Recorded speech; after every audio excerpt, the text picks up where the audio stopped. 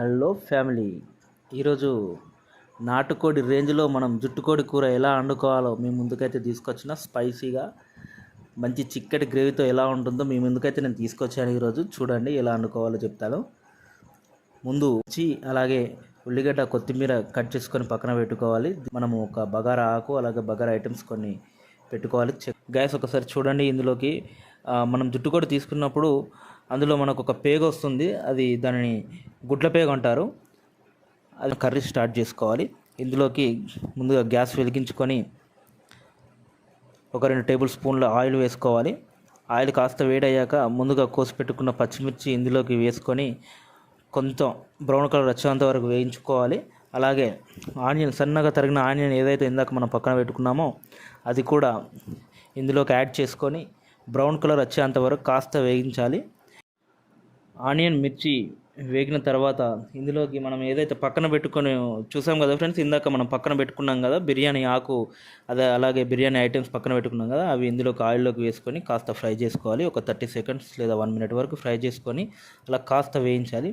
వేయించిన తర్వాత ఇందులోకి మనకు కర్రీకి సరిపడాంత, అంటే మీరు ఎంతైతే కర్రీ తెచ్చుకుంటారో దానికి సరిపడాంత అల్లం 1 టేబుల్ స్పూన్ కానీ 2 టేబుల్ స్పూన్ కానీ మనము అల్లం వేసుకొని ఈ ఆయిల్లో ఫ్రై చేయాలి. కాస్త అల్లం కూడా వేగేంత వరకు ఆయిల్లో ఫ్రై చేసుకొని ఉంచాలి.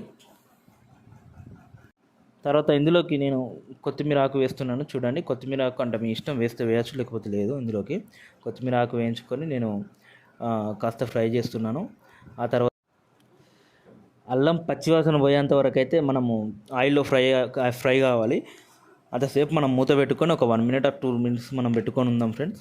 పెట్టిన తర్వాత అల్లం పచ్చివాసన పోయిన తర్వాత మనం ఇందులోకి ఒక తగినంత పసుపు ఇందులోకి మనం యాడ్ చేసుకోవాలి. యాడ్ చేసుకొని మొత్తం మిక్స్ అయ్యేలా కలపాలి. మొత్తం అంటే సగం సగం కాకుండా మొత్తం మిక్స్ అయ్యేలా కలుపుకోవాలి. కలుపుకున్న తర్వాత ఒక 1 మినిట్ అలా దీనిపైన మూత పెట్టేద్దాం. 1 మినిట్ అలానే ఉంచుదాం, ఆయిల్లో ఫ్రై అయిపోతుంది. ఆ తర్వాత 1 మినిట్ తర్వాత మనం ఒక మూత తీసుకొని ఇందులోకి చూడండి, ఒకసారి గమనించండి. ఇక్కడ మనము ఇందులోకి పీసెస్ వేయక ముందే మనం ఇందులోకి గరం మసాలా కానీ ధనియాల పౌడర్ కానీ చికెన్ మసాలా ఇక్కడ నేనైతే యాడ్ చేస్తున్నా. ఎందుకు ఇట్లా యాడ్ చేయడం అని అంటే మనకు పీసెస్కి మంచిగా పడుతుందండి. మసాలా పీసెస్కి బాగా పట్టడానికి మనం ఇక్కడ పోపులోనే మనం మసాలాలు వేసుకొని కలుపుకొని పెట్టుకుంటాము.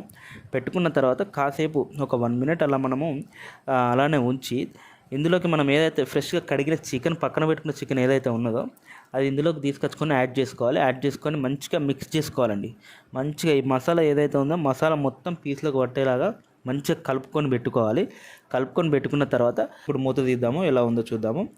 ఓకే, కలుపుకుందామండి. ఒకసారి మనం కలుపుకొని ఇందులోకి తగినంత సరిపడంత మనము కారం వేసుకోవాలండి. మనము ఇందులోకి కారం వేసుకున్న తర్వాత మనం కాస్త సరిపడంత సాల్ట్ మనము ఇందులో కూడా యాడ్ చేసుకొని మంచిగా కలుపుకోవాలండి. ఇది మొత్తం కలుపుకోవాలి మొత్తం, ఎందుకనంటే పీసెస్కి పట్టాలి కారం అంతా. అక్కడక్కడ గడ్డలు కారం ఉంటుంది. కొంతమంది ఇళ్ళల్లో కారం గడ్డలు ఉంటుంది కాబట్టి అలా ఉండకుండా మొత్తం ఒక 2 నిమిషాలు అలాగే కలుపుకొని చూడండి ఎలా అయిందో. ఇప్పుడు మన కర్రీ చూసారు కదా ఇక్కడ ఎలా ఉందో, మొత్తం కలుపుకోవాలి. కర్రీ పీసులకు పట్టేంత మొత్తం కలుపుకొని సరే ఒక 5 మినిట్స్ మళ్ళీ మనం క్యాప్ పెట్టేద్దాం. క్యాప్ పెట్టేసి దీనిపైన వాటర్ పోద్దామండి. వాటర్ తర్వాత హై ఫ్లేమ్లో పెట్టుకుందాం. మనము మంటని హై ఫ్లేమ్లో పెట్టుకుందామండి.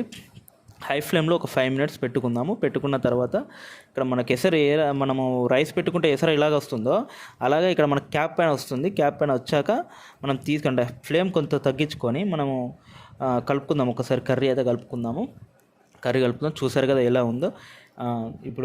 ఇప్పుడు మనం ఏదైతే ముందుగా వాటర్ పోసుకున్నామో క్యాప్ పైన అవే వాటర్ ఇప్పుడు కర్రీలో పోసుకుందాం. వేడి వాటర్ కర్రీలో పోసుకుందాం. మీరు ఇక్కడ గమనించదగ్గ విషయం ఏంటి అని అంటే వేడి వాటర్ మాత్రమే మనము పోయాలి. మళ్ళీ తర్వాత చల్లటి నీళ్ళు పోసారనుకోండి పీస్ అనేది అస్సలకే ఉడకదు. అది గుర్తుపెట్టుకోండి, పీస్ అనేది అస్సలకే ఉడకదు. మీకు ఇంకా మాకు వాటర్ కావాలి, ఇంకా సూప్ కావాలి అని చెప్పేసి అనుకుంటే మళ్ళీ క్యాప్ పైన వాటర్ పోసుకొని పెట్టుకోండి తప్ప. మళ్ళీ ఫస్ట్ అయితే మసాలాలు యాడ్ చేశాను పీసెస్కి పట్టడానికి. ఇప్పుడు మసాలా ఎందుకు వేస్తున్నాను అంటే మనకు గ్రేవీతో తిన్నా కూడా మనకు మసాలా టేస్ట్ రావాలి అండ్ సూప్ టేస్ట్ రావాలి, నాటుకోడి స్టైల్లో రావాలి అని అంటే మాత్రం 100% మీరు మళ్ళీ వాటర్ యాడ్ చేసుకున్న తర్వాత ఇందులోకి మసాలాలు మాత్రం యాడ్ చేసుకోవాలి. చూడండి, మంచిగా మిక్స్ చేసుకున్న తర్వాత మీరు ఇక్కడ మళ్ళీ క్యాప్ పెట్టేసి దీనిపైన నేను వాటర్ యాడ్ చేసుకుంటున్నాను. ఎందుకు వాటర్ యాడ్ చేస్తున్నా అంటే నాకు ఇక్కడ గ్రేవీ సరిపోలేదు. గమనించండి ఫ్రెండ్స్, నేను ఏదైతే ముందుగా మీకు చెప్పానో ఎగ్స్ అండ్ లివరు ఈ ఎగ్ దీనికి సంబంధించిన గుడ్డు పేగ ఏదైతే ఉందో ఇవన్నీ కట్ చేసుకొని పక్కన పెట్టుకున్నాం కదా, అవి ఇప్పుడు మసలేటప్పుడు మాత్రమే దీంట్లో యాడ్ చేసుకోవాలి. ఎందుకంటే గుడ్డు చితికిపోకుండా ఉండాలంటే ఇక్కడ నాకైతే స్మెల్ మామూలుగా రావట్లేదండి, అద్భుతంగా స్మెల్ వస్తుంది. మరి ఇక్కడ రెస్టారెంట్ స్టైల్లో నాకైతే ఇక్కడ స్మెల్ అద్భుతంగా వస్తుంది. మీరు కూడా ఇంట్లో ఇలాగే ట్రై చేసి ఒకసారి స్మెల్ ఎలా ఉందో నాకైతే కామెంట్ పెట్టండి. ఓకే, నేనైతే మళ్ళీ వాటర్ యాడ్ చేసుకుంటున్నాను. ఎందుకు వాటర్ యాడ్ చేస్తున్నా అంటే నాకు ఇక్కడ గ్రేవీ సరిపోలేదు, నేను వాటర్ యాడ్ చేసుకున్నాను. సరే, మీరైతే ఇంట్లో ఒక్కసారి ఇలా ట్రై చేయండి. నేను చెప్పిన విధంగా 100% సక్సెస్ అవుతుందండి. నాటుకోడి రేంజ్లో మీకు ఇక్కడ జుట్టుకోడి కర్రీ, అసలు నాటుకోడి తెచ్చుకోవాల్సిన అవసరం లేదు. ఒక 100-200 పెట్టి జుట్టుకోడి తెచ్చుకున్నాం అనుకో, ఇంట్లో మనకు నాటుకోడి కూర తయారైపోతుంది. కాబట్టి పెద్ద మ్యాటరే కాదు అది. మీరు కంపల్సరీ నేను చెప్పిన విధంగా ఇట్నే ట్రై చేసిర్రు అనుకోండి, కంపల్సరీ నాటుకోడి రేంజ్లో ఈ కూర మాత్రం వస్తుంది. స్మెల్ మాత్రం నాకు ఇక్కడ అద్భుతంగా వస్తుందండి. మీకు కనుక నా కర్రీ నచ్చినట్టయితే 100% మీరు సబ్స్క్రైబ్ చేయండి నా ఛానల్ సాయి అఖిల అఫీషియల్. 100% మీరు సబ్స్క్రైబ్ చేసి ఇంకా మరిన్ని వీడియోస్ కోసం మీరు సబ్స్క్రైబ్ చేసుకోండి తప్పకుండా.